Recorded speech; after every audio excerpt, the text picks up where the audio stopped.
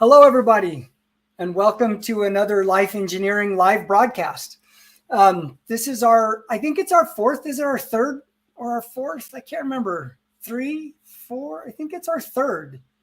As a reminder, we do these live broadcasts every Tuesday at 2 o'clock Mountain Time. So this is a great way to just sort of sample some of our content and our framework. Every week, we're going to be sharing one of our core frameworks, one of these models that is really powerful in helping shape our perspective and shape the way we see the world.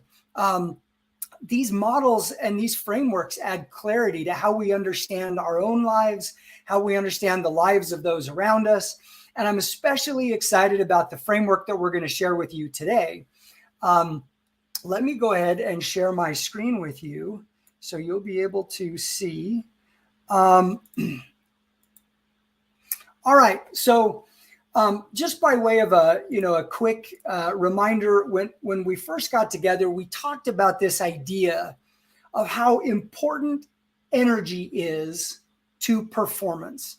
No matter where we're trying to increase our performance, whether it's in a relationship or if it's at work, or if it's in, trying to improve a category of our life, like our physical well-being or our emotional well-being or our spiritual well-being, or whatever it is, it's ultimately our ability to sustainably and durably apply energy to that objective that will determine our ability to perform. It's important that we focus on time and talent, but you can have all of the time that you need and all of the talent that is necessary. If you don't have the energy to do the work, it doesn't matter. Energy is what drives up the impact of time and talent. So then the question is, okay, well, how do we maximize for energy? And that's what life engineering is all about, is helping you understand the 16 fundamental elements that are derived from game science to allow us to activate and sustain the energy we have for the work that we do, which is what causes us to be high-performing people. We also talked about how when our energy starts to drift, when it starts to erode, when it starts to go away, we tend to slowly disengage from an orbit. And that orbit could be a relationship. It could be a job. It could be, an objective that you've once set. And we talked in our second live about these orbits. And there's a ton of science and training that we have around these orbits. And it's incredibly valuable. But you'll recognize in your life, you kind of go through these stages of disengagement, these moments where you create emotional distancing. And if you do nothing, where that becomes solidifying resolve to leave and depart, and that becomes the crystallization of discontent. And in these two is where we become toxic to the orbit that we were once in. And if we do nothing, we will ultimately reach escape velocity, which is where we quit whatever it is, the relationship, the job, the objective. We quit and leave. The problem is solidifying resolve and the crystallization of discontent. This is where we quit and stay. We quit and stay in a job. We quit and stay in a relationship. We quit and stay in an environment. We quit and stay in a category, whatever it is. Now, it's not, and this is really important, it's not that every orbit we are in, we need to stay in. Sometimes we're in a relationship or a job or pursuing an objective that is not right for us, and that is somehow, either the value of that orbit has expired, or it's just holding us back, and it's time to move on. And so we talk about what that journey forward is like, and the way that we manage how much we are either engaged or whether we're trying to disengage deliberately in order to move on to what's next. It's all driven by those 16 elements, the presence or absence of those 16 elements, which we talked about in our second webinar. And these are the things that in our academy, we have courses on each one of these elements so that you can really understand what each of them are. We have a workshop series so that you'll know how to optimize for them and implement them in your life. And as we talked in our third, so this is our fourth. So we talked about in our third live, this journey that we're on through life, and sometimes it just feels really, really messy, right? Sometimes it just kind of, and we don't really know right now often where we're going to end up. But actually over time, we tend to refine that course. And as we kind of dial in on what things that we like and where we want to go, and we kind of get closer and closer, and we're sort of attracted. And we talked about, this journey to purpose, and how in a category of our lives, like a career, we kind of go from, one objective or milestone or job to another as we slowly dial in on what is it that I love to do? What is my ultimate purpose? What is the thing that I want to spend my life doing? And we slowly and inexorably kind of dial in as we're attracted to the light of that purpose. And it's kind of, we talk about like playing a game of hot or cold. There's moments in your life where it just feels like you're getting warmer. And there are moments in your life where it just feels like you're getting colder. And we have to pay attention to those feelings, because those feelings are sort of our innermost self telling us, what directionality our lives should take. And as long as we continue on a path that consistently feels like it's getting warmer, then we will ultimately and inevitably find ourselves where we need to be. Now, we're going to break that feeling down a little bit today of getting warmer, and what does that mean and what does it not mean? And we talk about this journey to purpose, and this is sort of, what it looks like in one category of our lives. But the reality is we live our lives in multiple categories or contexts. Some of those that you might have, some critical contexts that might exist for you, these are mine. These are the contexts of my life that I care enough about to be deliberate about, and there's a journey that is specific to each one of them. And each one of them, as you dial at, this is sort of the macro level, as you're looking at, wow, my ultimate journey to purpose is me trying to become the very best me I can be. It's my best iteration of self. It's best self coming out. And I'm trying to merge all of these contexts into this, this potential that I have. And that potential is inside of you. There's those moments in life where you just kind of sense it. It's like this sense of power just below the surface. There's those moments where you just kind of get a taste of like, I know I am more than who I am today. I know I am capable of doing more and achieving more and becoming more, being more. Like, you just have this sense of moreness. That's your potential that is shouting out to you that there's, and trying to attract you towards it.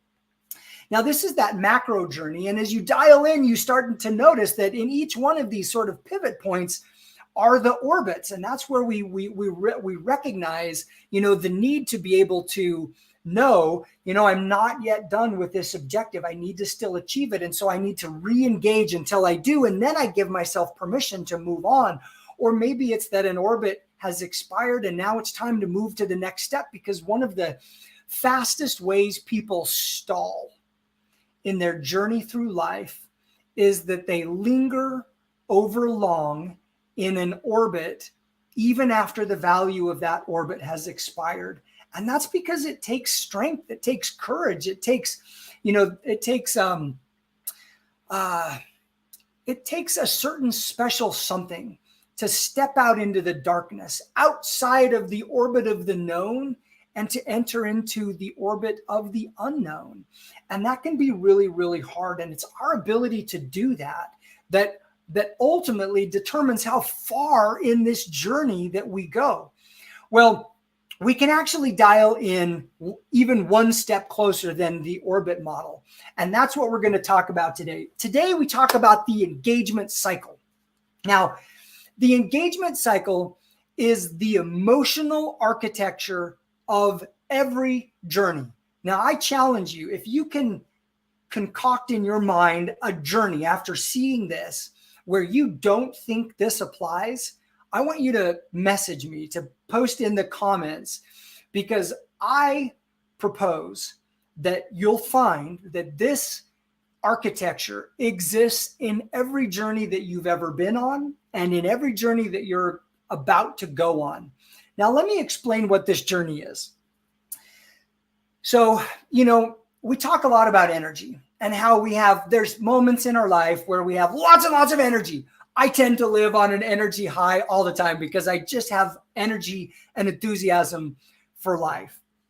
And if you want to know why, you can read my story. It's on lifeengineering.com. Just go to About Us and you can click and you can find out. But, I have a lot of enthusiasm for life. And so I have high energy, but I don't live always in high energy. And none of us ever really do. Our energy waxes and wanes. Like that's how it is. We're going to understand how it does that today. And so we have energy and it gets high and it gets low. And we have, as we sort of progress on this journey to purpose, right? We're always, moving forward in time at least. Now, what happens is we launch any new journey. It could be a new relationship. It could be a new job. It could be the pursuit of a new objective. It could be big, it could be little. It's whatever it is. You launch some sort of a new journey. What happens is that emotionally, you get really high really fast, right? You have a lot of energy. The moment you decide to engage and do something, you have this moment of high energy. In mountaineering terms, this is often what's called a false summit. So a false summit is, it's like where you look at the top of the mountain that you see and you think that's the top. What you don't know is that right behind that mountain is another mountain. Usually it's a much bigger mountain, but you can't see it because it's obscured by the hill that's just in front of you. And so often this is what we do. We think how many of you set a New Year's objective? Like we always set New Year's objectives and we decide we're going to do all of these things, right? And we're super excited about it.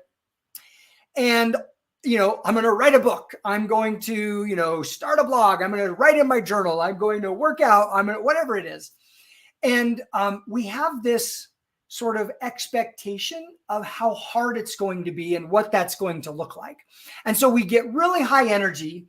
But then what happens is we then realize that, wow, this is a lot harder than I thought it was going to be. And we experience what we call the cliff of falling confidence. This is where all of a sudden we start feeling like, I'm not sure if I can do this. I'm not sure if I'm good enough. I'm not sure if I'm strong enough. I'm not sure if I have enough time. Not sure if I have enough talent. I'm not sure if I can sustain the energy to do it. And we find ourselves in a valley, the valley of disengagement. Now, often people find themselves in the valley, and this is where they get stuck. They get lost in the valley, and they spend the rest of their lives sometimes. But even if it's not the rest of their lives, they spend a regrettably long amount of time languishing in the valley. And what's ahead of them is a climb. It's a real climb. It's a climb of re-engagement. And this takes work and it takes effort and it takes overcoming the perspective of how that you held on to for so long of how easy it was going to be. But if you subscribe to that climb, if you go through that climb, what you find is that you'll reach the way forward. This is a plateau of productivity and performance. This is where we actually achieve and accomplish the things that we set out to achieve and accomplish. Now, this early phase in the journey, this is really inspired by uninformed optimism, right? Because it's a journey that we've never been on. And so we have this conceived notion of what it's going to be like. And the moment we face informed reality, where we realize, wow, this is going to be a lot harder. It's going to take a lot more work. It's going to take a lot more effort. And, and when we realize that, our energy just drops. And this, in the orbit model, this is what happens. Like all of a sudden you will go into, solidifying resolve or the crystallization of discontent. And you'll get there really rapidly because you'll be like, holy cow, there's no way, that orbit's just not for me. I can't do it. I'm not good enough. I'm not strong enough. I'm not whatever enough, talented enough. I don't have enough time. I don't have enough resources. Whatever it is, we make all kinds of mistakes to just camp out in the valley. But the climb and the way forward, this is where we experience the light and the energy of progress. This is where real life happens. This is where, the vitality, and you see these people who just exude this vitality for life. They live in the climb. And that's because that's what they love. They love not just the idea of reaching the end state of their objective. Like, that's just a temporary milestone. What they love is the art and act of climbing. And there's a light and an energy that comes into our lives when we subscribe to the climb. When we decide that we're going to re-engage, when we decide that we're going to move forward, that we're going to do the work, that we're going to put in the time and make the effort, and we're going to develop the talent and devote the time, and like, this is where real life is lived. Now, listen, this first part, this is inherent. It's inherent to every journey.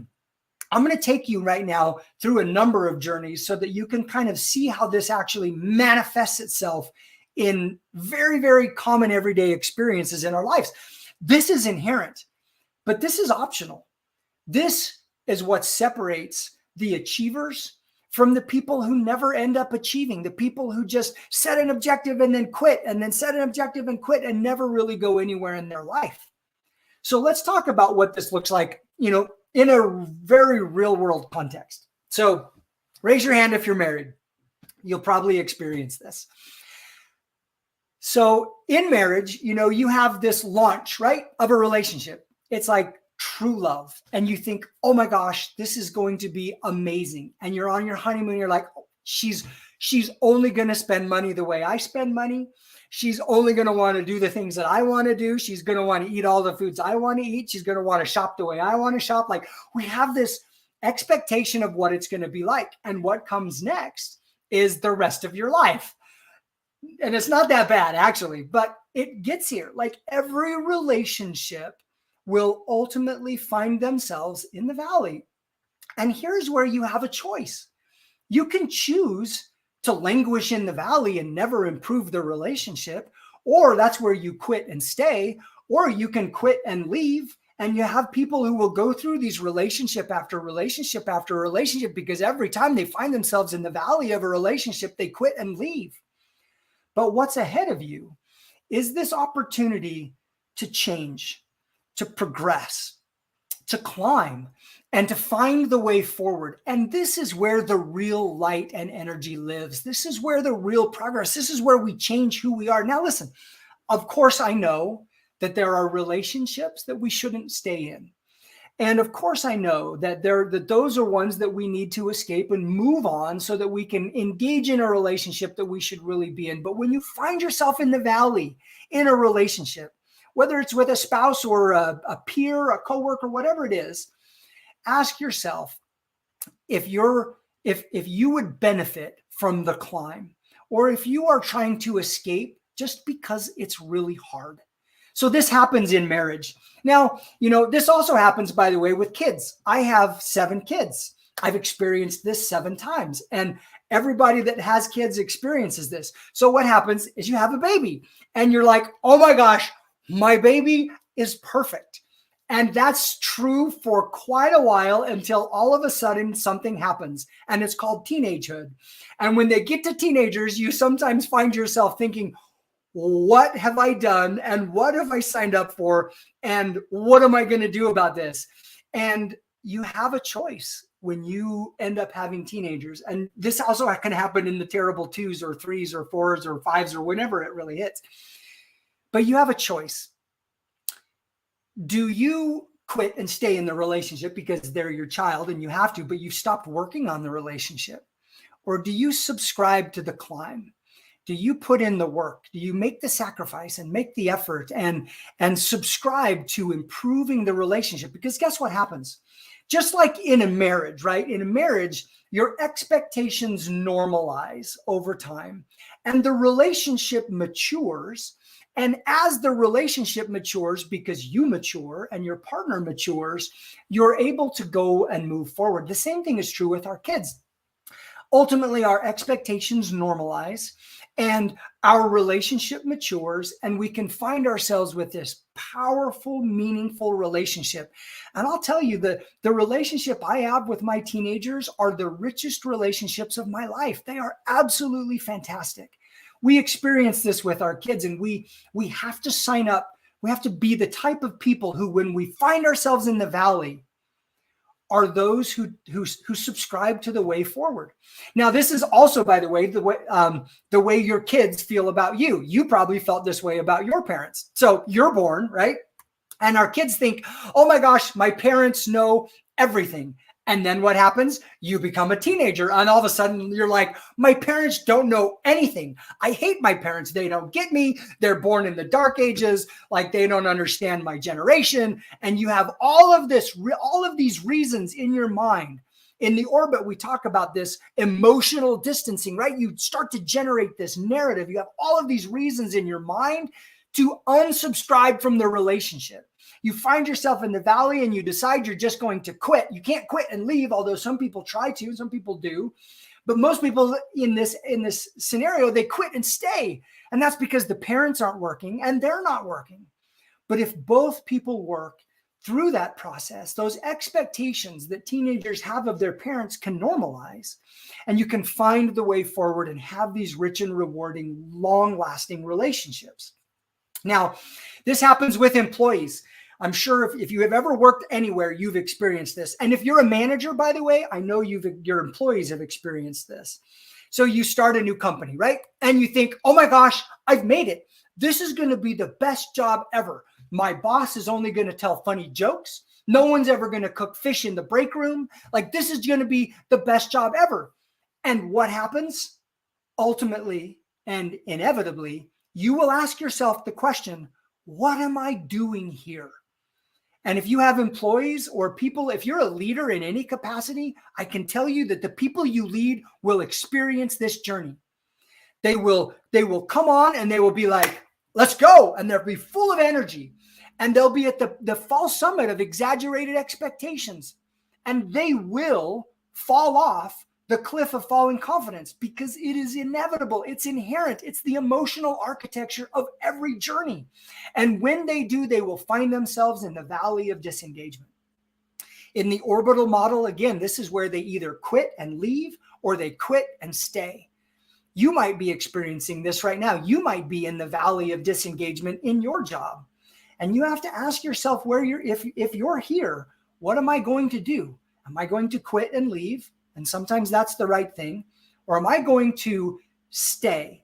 And if you're going to stay, don't quit and stay. Quit and subscribe to the climb.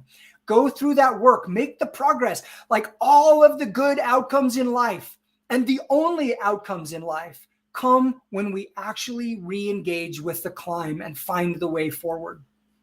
So employees experience this. You know what? Employers experience this too. As you know, with you as an employee. So an employer will hire an employee. They'll be like, okay, you're hired. And what do they think? This person is going to do all the things. Like, I can't wait to see the magic that comes out of this person. It's going to be so amazing.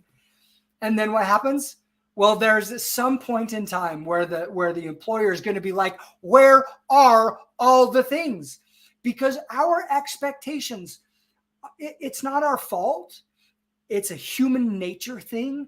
But we will harbor unexpected, irrational, and exaggerated expectations around what someone is capable of, or how easy something is going to be.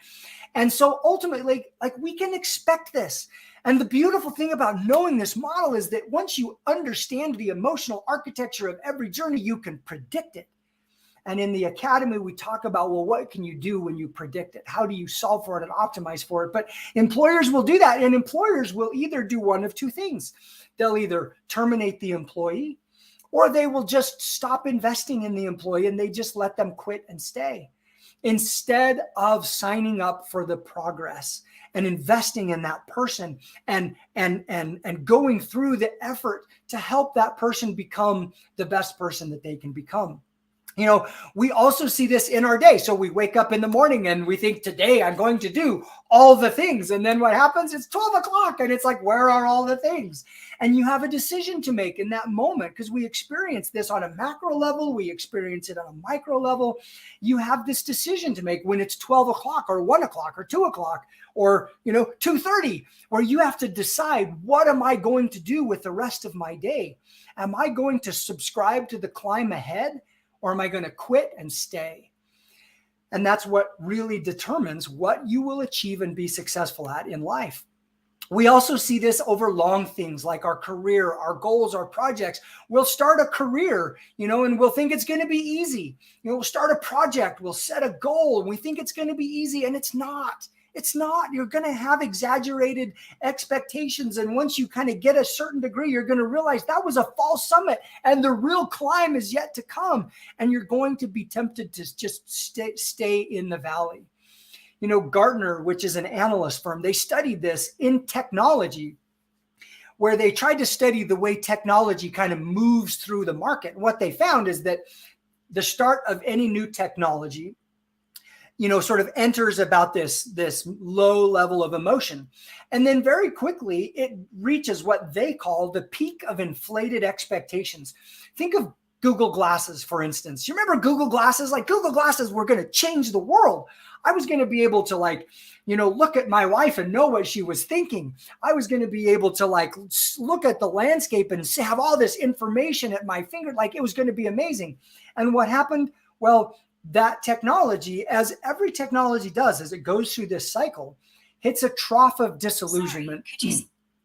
My Siri's listening in, where the market sort of loses confidence in the technology.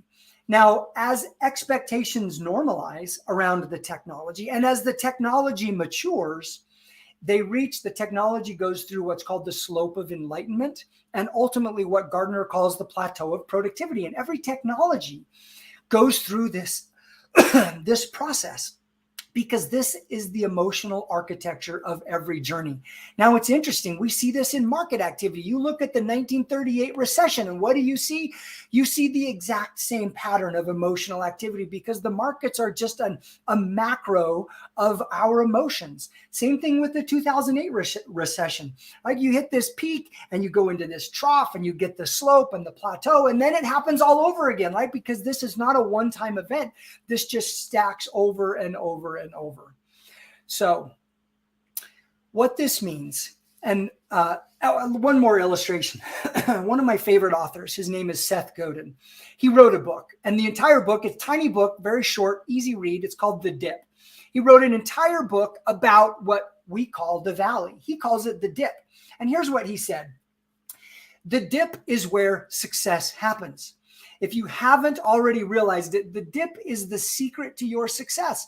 The people who set out to make it through the dip, the people who invest the time and the energy and the effort to power through the dip, those are the ones who become the best in the world. They are breaking the system, because instead of moving on to the next thing, instead of doing slightly above average and settling for what they've got, they embrace the challenge. For whatever reason, they refuse to abandon the quest, and they push through the dip all the way to the next level. So this is the model, and we call it the engagement cycle. And what we have done at Life Engineering and with the Life Engineering Academy is we have mapped this, because we are the experts on engagement. How do you create engagement in life? How do you monitor and measure that engagement? How do you optimize that engagement and solve for it so that you can stay engaged? Because when you're engaged, as the iceberg model demonstrates, when you're engaged, it doesn't matter so much how much time and talent you have. Engagement is the ultimate indicator of whether or not you'll perform. And so we break into this process. And when we get oriented, which is the first 4 elements of the 16 elements, that process of orientation creates this massive influx, this surge of energy. But we know what's coming. You can't stop at orient. when you get to that fall summit, which we know is going to be there are certain things that you need to have ready. And that's our assemble pillar, which is that for the journey that you're on, you need to establish key relationships, access to a mentor, the space and resources to move forward, in an environment to support the work that you need to do. And then when you hit the trough, that's when you need to go into the act pillar, which is when you have to rely on momentum and score and investment and alignment to stay on that path so that ultimately you can reach the achieve pillar, which is where you feel like you're making a difference and you're growing and you're getting value and you're living a life of balance. And so this is the model. It's called the engagement cycle. And I just want to emphasize that, you guys, this model this model is going to show up throughout your life. It's going to show up in your life. It's going to show up in the lives of those around you. And the more you understand that model, the more you can anticipate where you are today and what's coming next. And when you can anticipate that, you can plan for it. You can make your way through it. But the last thing I'm going to say is you're going to find yourself in that trough, in that dip, in that valley of despair. And sometimes that's going to feel less like a valley and more like a chasm. And the cliffs and the walls of that chasm are going to feel like they are inescapable. And no matter how much you invest, and no matter how much energy you put forward, no matter how much you plan, no matter how much you do, you're not going to get out because you're not good enough. In behavioral psychology, this is an actual phenomenon called imposter syndrome. Imposter syndrome is the feeling we feel when we realize that the journey that we're on is going to be hard and we have never done it before. And all of a sudden you start to feel like an imposter. And this is where we start to close our behavior. We don't want to let people see. We start to close our behavior because we feel like, man, if they only know how little I know, or that I've never done this, I'm never going to get a chance to do it. And when we feel imposter syndrome, we are tempted to quit. The idea, and imposter syndrome is normal. Everyone's going to experience it. If you are someone who wants to do something you've never done before, you're going to have to get extremely comfortable with imposter syndrome. When you find yourself in that dip, that ditch, that valley, and you feel like you are stuck and you're never going to get out, I just want to emphasize, you can do it. There is power and potential inside of you, more than you know. You have more control over your life and your future than you can realize. But it takes effort and it takes energy.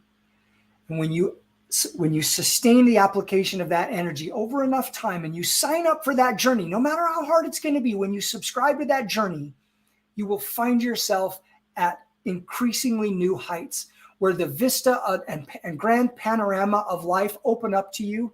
And that is living. That is what you're capable of. And that's what I hope you achieve. Thanks for joining our live today.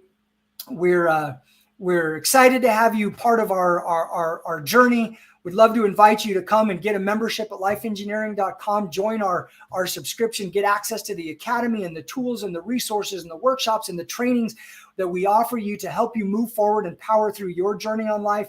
And if you don't do that, just show up at our lives every Tuesday and participate in our social community. We hope to see you again soon. Have a nice day.